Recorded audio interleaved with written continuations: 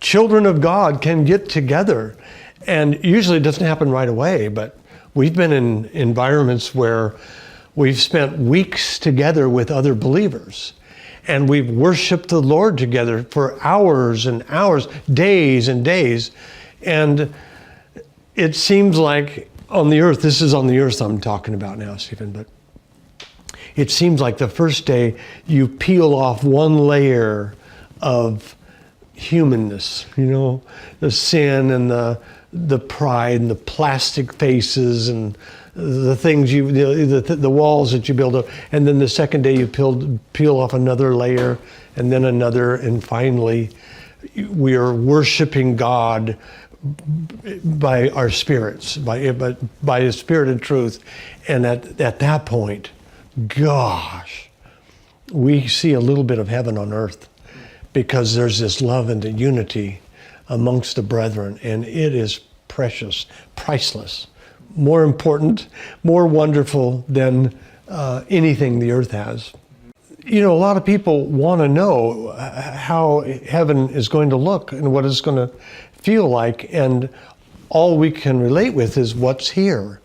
And the interesting thing is that there's so much that's similar.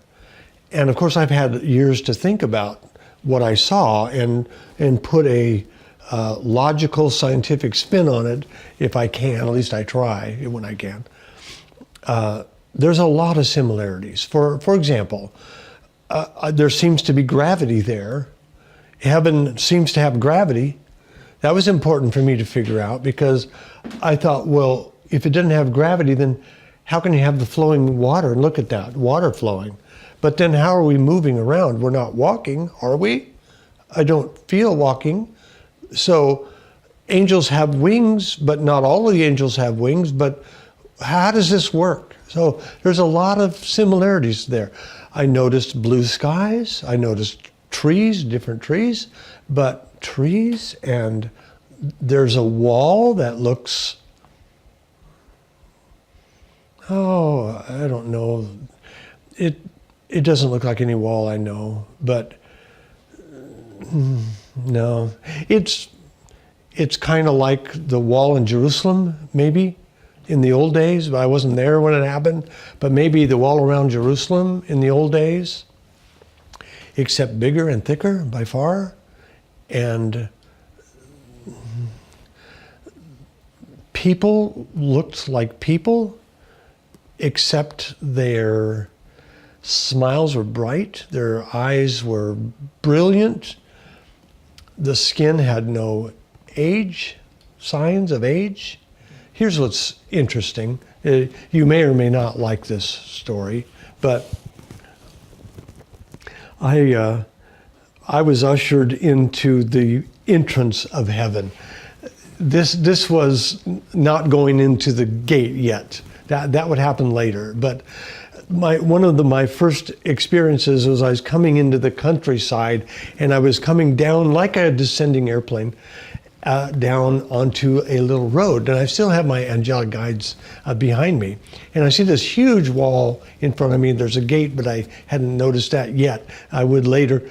But off to the left of this road that I was being ushered up, there was this grouping of people that were coming and assembling. Now, that's kind of funny. They weren't just waiting there. They were assembling. It was clear that they were assembling for me at the time that I arrived. And they hadn't been there early. They hadn't been waiting for, like we do at an airport or something. They were assembling, and I got there at the precise time that they all got there. And I noticed that these people, they had to be family. They had to be family, in my opinion, at first, because I had such a greeting of love and acceptance and joy. I mean, it was like when you haven't seen someone you really love for a long time and you just want to throw your arms around them. And I felt like that with these people. And I went and I looked, and I didn't recognize anybody as my blood family. And I sensed in my heart, because I was asking without using my lips, I was asking, well, who are these people?